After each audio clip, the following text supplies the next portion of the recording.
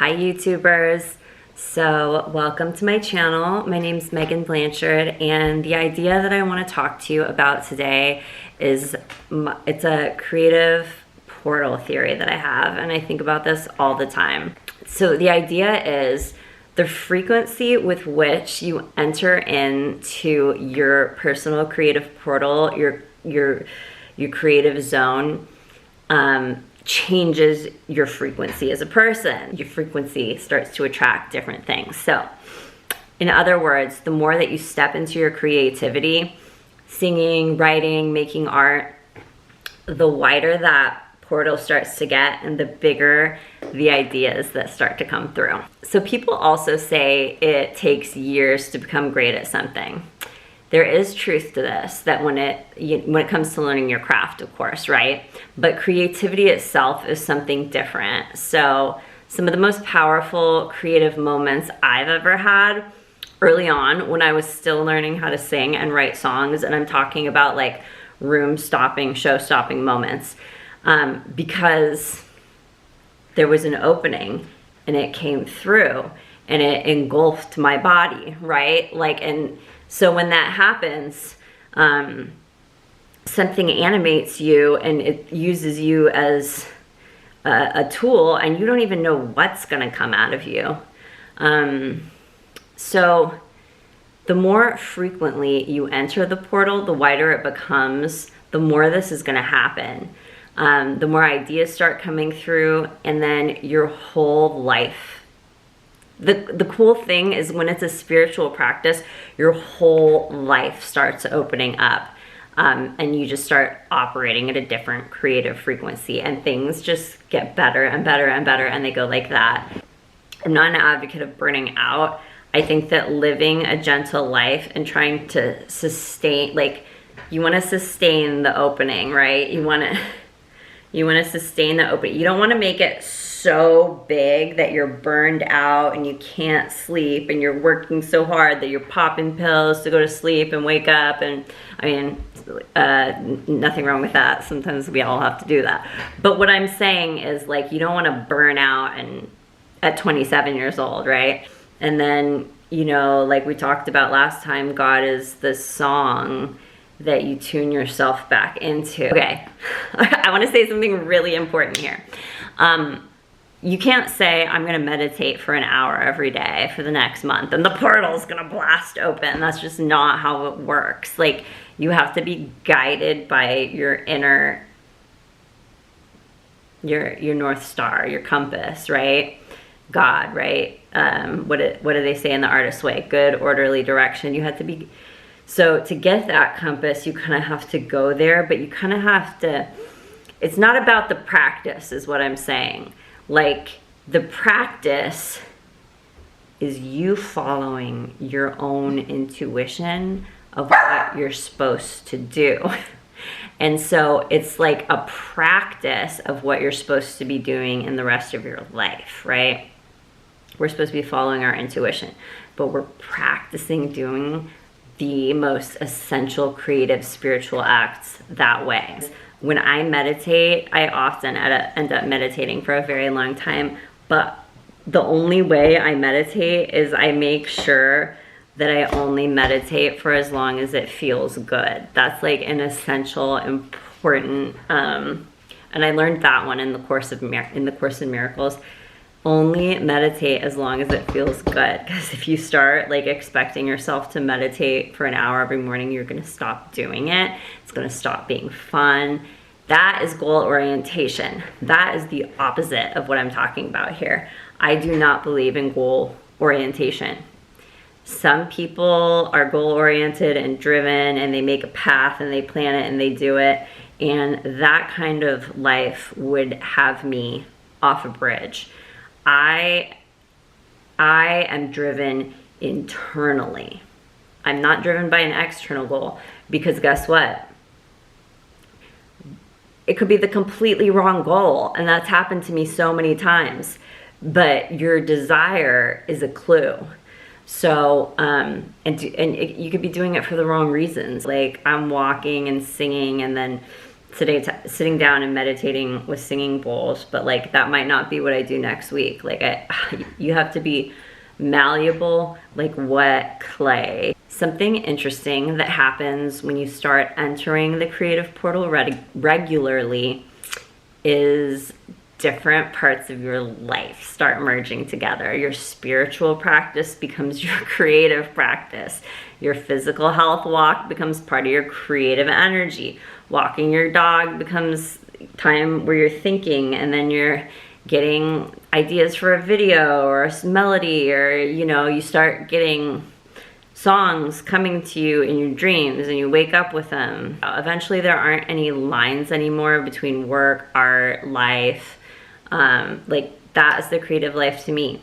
Now, there are people who only go there when they're doing a specific thing like painting or music, and that can actually be really dangerous when the rest of your life is very chaotic, because then there becomes just such a gap. What, didn't Van Gogh cut off his ear or something?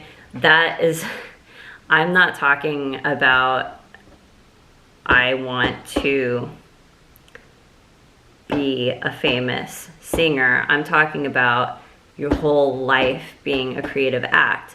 Now, actually, just coming into my mind right now is Daniel Day-Lewis.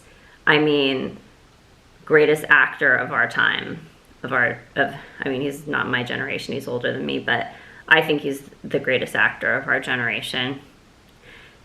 I remember watching an interview with him saying that he had to go away for certain times and like paint or like do pottery or whatever it was that fed him and kept him moving. Like the man followed his internal compass, and just like like he can't help but be the best actor of our generation, you know? Like I'm talking about deep, pure art and your entire life becoming a sort of symphony, a sort of living creative tapestry. But there are also things that shrink the portal, that kind of like veer you away from your North Star. Fear, negative energy, and ignoring your intuition. So we all have to overcome fear, right? Like that's like the whole thing about life, right? It's going to continue to just toss stuff at you, and you have to learn to meet those challenges with courage. Negative energy. So when we ignore our intuition, we often think somebody's hurt us, or they're hurling negative energy, or like they're stealing our energy without giving it back. But the crazy thing is they actually don't have power over us. We have this creative energy and we have an unlimited amount of it to give. So it's the giving that's fine. It's the wanting it back that's not fine. It's the ignoring your intuition that hurts us. It's by abandoning what we know is right and acting out of accordance with that actually hurts us and causes the negative energy. And so when the portal starts to close, we're losing connection with ourselves. And that, I mean, you have to be connected to yourself in order for that creativity to come through. And for some people, it doesn't, it's not a creative life. It's like a life lived in secrecy and lies. And the only place they have this beautiful, beautiful opening, and they put everything into it and all of their honesty and their truth into that moment. And like that can be a beautiful open portal, but I don't recommend that. I recommend staying because here's the thing, life is not, isn't life the creative act? What do you think that going on stage and doing your play or performing your song is that's not the utmost here. Your life is the full creative, it's the greatest creative act, right? So You want to be connected with yourself throughout your entire, like throughout your day. So for me, creativity and spirituality really are the same thing. They are one and the same. That's the reason we call God the creator. So spiritual practice really then becomes, in my opinion, it's about bringing the unconscious into consciousness, whatever that may be, whether that's the melody, tapping into the frequency, you're bringing the unconscious to the conscious. Whether it's prayer, you're just talking to God, maybe you're talking to a therapist and you're having that witness. Maybe you're in AA sharing your truest, innermost thoughts, and you're having these silent witnesses just receiving it and not saying anything. Whatever it is, if you're meditating, sound bowls, what's happening in all of those circumstances is you're taking the unconscious, which is a wild snake pit filled mess, and you're bringing it into the conscious, where order lies, where you can tune things, you can shape them, you can make them beautiful. So this brings me to something else that I think about a lot, which is creative purity. When you start focusing on the outcome of a situation, whether that be fame, money, validation, whatever it is, it will undoubtedly distort the output of your work. I remember watching an interview with Chris Cornell where he's giving his advice to young artists. And his advice is just forget all of that external peripheral stuff. Just forget about it and just play music. Just go into a room and see what kind of noises you can make with your voice.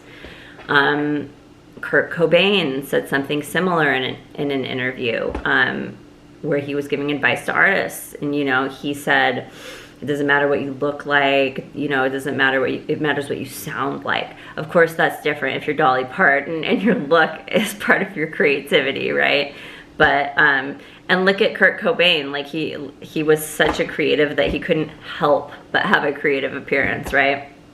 So, and then there's a Quentin Tarantino interview that I love where he is reading, it's a paper written on a film.